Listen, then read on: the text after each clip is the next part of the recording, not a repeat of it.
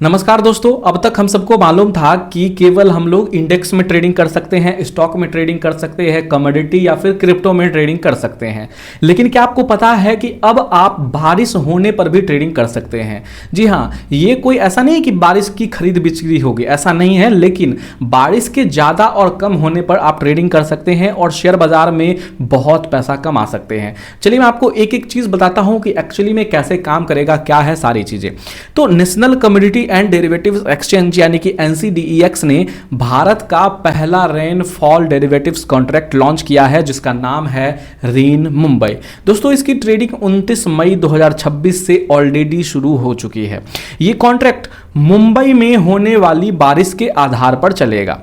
मतलब चाहे आप इंडिया के कहीं से भी हो, आप कहीं से भी इसकी ट्रेडिंग कर सकते हैं, लेकिन इसका जो पैमाना होगा वो केवल मुंबई में होने वाली बारिश का होगा।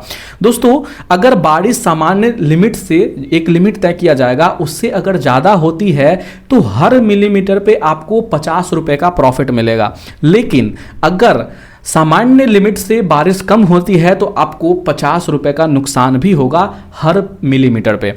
तो एक तरह का परिणाम मिलेगा जब मतलब कि तय सीमा से ज़्यादा बारिश होगी, और दूसरे तरह का परिणाम मिलेगा जब तय सीमा से बारिश कम होगी। यानी कि अब बारिश भी एक ट्रेडेबल एसेट बन गई है। दोस्तों, इसका मकसद है किसानों को, लॉजिस्टिक कंपनियां, कंस्ट्रक्शन सेक्टर, पावर कंपनियां और बैंकों को मौसम से जुड़े जोखिम से बचाने का है। दोस्तों, ये कॉन्ट्रैक्ट 30 साल के बारिश के डेटा और इंडिया मेट्रोलॉजिकल डिपार्टमेंट के ऑफिशियल रिकॉर्ड पर आधारित होगा।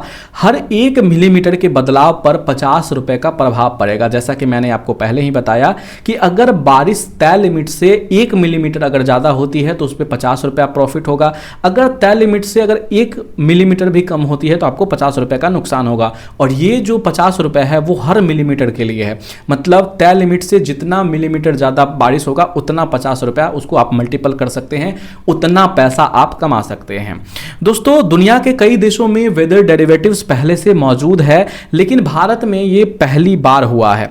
ऐसे में सवाल है कि क्या भविष्य में लोग शेयरों की तरह बारिश पर भी बड़े पैमाने पर ट्रेड करेंगे या सिर्फ एक जो रिस्क मैनेजमेंट है उसका साधन बनकर रह जाएगा। देखिए, सबसे पहले समझिए कि ये कोई बारिश खरीदने या बेचने का कॉन्ट्रैक्ट नहीं है। ये एक फाइनेंशियल कॉन्ट्रैक्ट है जिसमें भुगतान इस बात पर निर्भर करता है कि किसी तय अवधि में कितनी बारिश हुई है। मान के चलिए कि एक सीजन में, मान के चलिए कि 4-5 महीने में मुंबई में कितनी ज़्यादा बारिश हुई है और कितना बारिश हुआ है, उसकी एक लिमिट पहले से लगाई जाएगी। अगर उस लिमिट से ज़्यादा बारिश होती है तो आपको ज़्यादा पैसे मिलेंगे। अगर आपको लिमिट से कम बारिश होती है तो आपको उसका नुकसान भरपाई करना पड़ेगा। मान लीजिए कि ऐतिहासिक डेटा के आधार पर मुंबई में इस अवधि में औसत बारिश 2000 mm है। अब एक्सचेंज एक रेनफॉल इंडेक्स बनाता है। 2 लोग, एक कंस्ट्रक्शन कंपनी, एक ट्रेडर। कंस्ट्रक्शन कंपनी को डर है कि ज़्यादा बारिश होगी तो उसका काम रुक जाएगा और उसको नुकसान होगा, इसलिए वह रेनफॉल डेरिवेटिव्स के कॉन्ट्रैक्ट खरीद लेता है। स्टेप 3, मान लीजिए कि कॉन्ट्रैक्ट की अवधि समाप्त हुई। अब 2 स्थिति बन जाती है। मान के चलिए कि 2500 मिलीमीटर बारिश हुई है, 2500 mm बारिश हुई है, यानी बेंचमार्क से 500 mm ज़्यादा। अगर कॉन्ट्रैक्ट में 1 mm बराबर 50 रुपये तय किया गया है तो 500 mm बारिश के लिए आपको लगभग 25,000 रुपये की प्रॉफिट हो सकती है।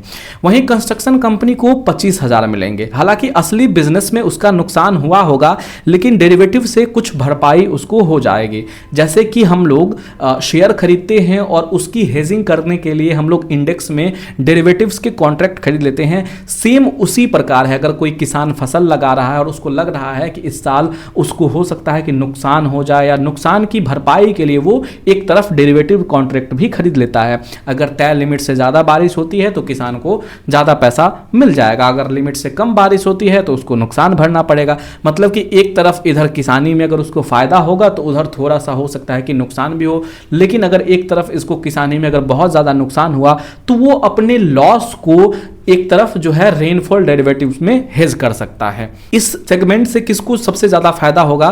किसान को, बीमा कंपनियों को, बिजली कंपनियों को, कंस्ट्रक्शन कंपनियों को, लॉजिस्टिक कंपनियां, एफएमसीजी कंपनियां और बैंक को, क्योंकि इन सभी का कारोबार जो है वो मौसम पर डिपेंड करता है। एक और महत्वपूर्ण बात, ये कॉन्ट्रैक्ट आईएमडी यानी कि इंडियन मेट्रोलॉजिकल डिपार्टमेंट के ऑफिशियल रेनफॉल डेटा पर आधारित होगा, यानी कोई व्यक्ति बारिश को प्रभावित भी नहीं कर सकता है, इसलिए इसमें कंपनी के रिजल्ट, प्रमोटर या मैनेजमेंट जैसी चीजों का प्रभाव नहीं होगा। इस वजह से इसे दुनिया भर में वेदर रिस्क मैनेजमेंट टूल माना जाता है। जैसे कि निफ्टी के डेरिवेटिव्स में आपका जो अंडरलाइंग एसेट होता है वो निफ्टी होता है, वैसे ही इसमें अंडरलाइंग डेटा जो है वो आईएमडी की जो डेटा है पिछले 30 साल का वो होगा और करंट बारिश के हिसाब से होगा। तो ये इंफॉर्मेशन कैसा लगा आपको? वीडियो अच्छा लगा हो तो लाइक, शेयर और चैनल को सब्सक्राइब कीजिएगा। हम आपसे मिलते हैं अगले वीडियो में। धन्यवाद।